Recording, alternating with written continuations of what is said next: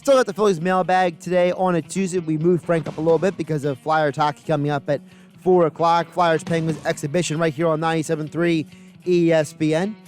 Check out Frank Klose's full mailbag every Tuesday over at 97.3 ESPN.com. And today he joins us, as always, on the Boardwalk Honda Hotline. Frank, how's it going? It's going. What a crazy day. It's definitely been crazy. And I think we need to start with the craziness, which is it looks like as of this moment, basically we will not see the Phillies play another game at least until Friday, and that the Marlins will not play another game until at least early next week as things are currently situated. Yeah, the Marlins basically just have to pause. I mean, the COVID infection seems to have ravaged the entire coaching staff and active roster. They just simply can't play. And I think the Phillies, it's mostly they're being extra cautious. There was a report that somebody who worked in the visiting clubhouse, a Phillies employee, did test positive. So that's presumably from the Marlins visit. So I think they want to be extra careful. And so the Phillies are just not going to travel to New York. And hopefully the infections on the Phillies side of things are minimal. But certainly this really shows how, if it gets out of control on one team, how it affects the others.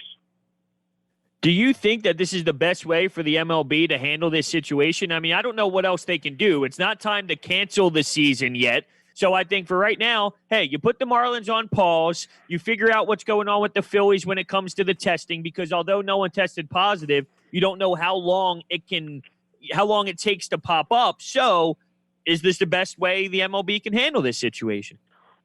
Well, I think this is the first situation. They have to see if they can battle through this or not. I mean, I would not recommend canceling the season at this point, but you really need to see what you can do and how it works. I think, and we talked about this on the podcast.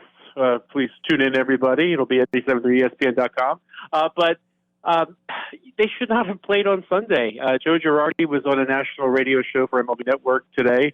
He said, in retrospect, we shouldn't have played. And I think that this we're going to text each other and decide if we want to play or not. That can't happen. Once you have the positive case on a major league roster, the team has to stop. And because the science is showing it might take a few days to pop up in some players, and we saw with the Marlins, you thought, 4 by Sunday, you can work around that. Then everybody else showed up to play, and next thing you know, the number's up to 19. So I think there's a real lesson here that the first sign of a positive test, the team has to stop, at least for a few days, and test again. And then after all that, if there's still no sign of infection, then you can resume. Rob Manfred said on MLB Network in that very stale interview yesterday that this is not a nightmare scenario for baseball and that baseball can keep going despite one team having all these positive tests. Is that the right answer, though, Frank? Is the right answer that baseball can keep going despite one team now having 19 positives? Quite honestly, I think he says that because it's the Marlins. I mean, this is not one of the major city mega bucks franchises like the New York Yankees or the Boston Red Sox. I think that they would approach this much differently if this was in a cash cow kind of city, because the Marlins can go on pause, and let's face it, who actually cares?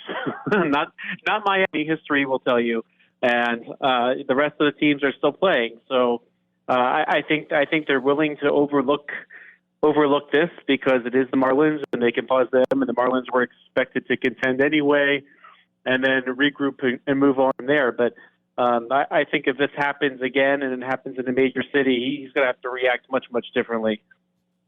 How do you think this impacts the rotation if the Phillies don't play their first game back until Friday?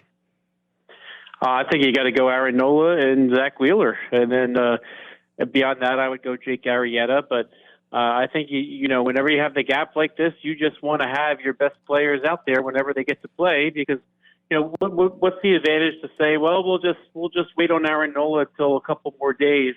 And then those days might not even get played. So I think, if anything, this underscores a certain sense of urgency to win. And if the players aren't on short rest, then always go for your Aaron Nola and Zach Wheeler and ride this thing out. Does that mean we could see Spencer Howard on Monday? Possibly.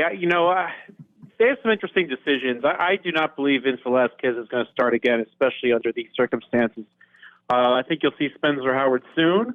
Where they're going to slot him in, I think that might depend upon matchups. And let's face it, right now the entire schedule is really starting to get out of whack with these cancellations. The Yankees were supposed to play the Phillies, but they might go play the Orioles, who were the Marlins' opponent, just so that fewer teams are affected. So I think they'll look at the matchups. I think they'll go Nola and Wheeler right off the bat, and beyond that, they might try some matchups here to see the best scenario to get him going.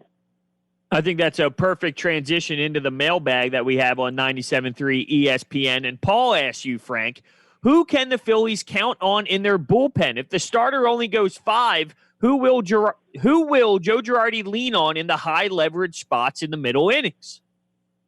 Yeah, this one's a really tough one to answer. Now, we all know that there's like A days. It's like the last couple of years. There's A days for the bullpen and B days. When you have the lead and you're trying to protect a few-run lead, you're going to have Neris at the end. You're going to have Tommy Hunter before him, and from the right side, and then from the left side, you have your Jose Alvarez and Adam Morgan. In between, it's really not clear cut. The Phillies have a bunch of guys that have been with other teams in the past: Trevor Kelly, Reggie McClain, Deolis Guerra, and so far we haven't seen one of them step up in any type of big way. And then we have Austin Davis and Cole Irvin, the two lefties hanging around, and they haven't inspired a ton of confidence given their brief major league careers at this point. And really, Ramon Rosso, who we saw was the rookie, and I think Joe Girardi on opening day just said, look, I don't really have that guy in the middle innings, so I'm going to see if this guy with the lively arm can get me through an inning. So I think what the answer to this is, when Spencer Howard joins this rotation and Vince Velasquez and Nick Pivetta go into the bullpen, the Phillies really need to develop the two of them to be relievers that can fill that role. And I think that in order for that to happen, they certainly have to embrace the role and run with it. But it's probably going to come down to that eventually when things settle in. Velasquez, Pivetta, the roster of 30 will soon be the roster of 26. And if it's going to work, it's got to be those two guys. On the mailbag, John asks you, Frank, how much could a lost season or even just a 60-game season hurt the Phillies' chances of re-signing JT Realmuto and bringing back Didi Gregorius? Well, I think it's pretty interesting. People are now already on the re-sign DD train after a few games. Certainly he showed a lot in the first series. But, when you look at the two types of players that they are, DD was somebody that kind of needed a year to prove himself again.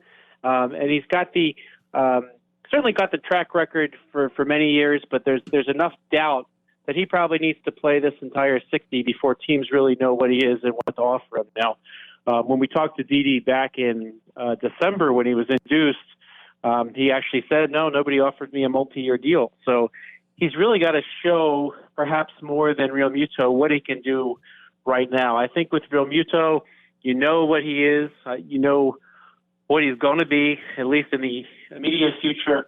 And as such, I think that, that's the one that's a little bit more certain.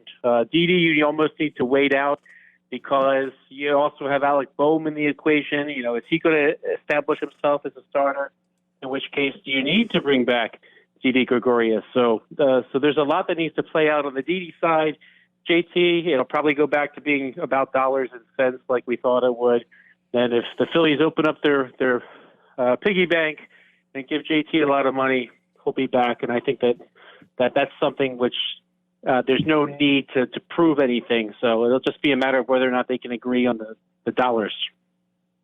Josh wants to know what type of team are the Phillies at the deadline? Are they going to be buyers or sellers? And then he says, is it going to be just like last year where they get a serviceable arm, sort of like a Drew Smiley? Because he believes they need to improve the bullpen, which I think we all understand needs to happen at this point. And I'll just throw something in there as well. Folty was DFA'd by the Braves. Is he a name to look out for just a chance, a shot in the dark type guy? That was really surprising to me. I think I think personally, and I said this, I believe, on our podcast last week, his velocity is down. I gotta wonder if something is wrong.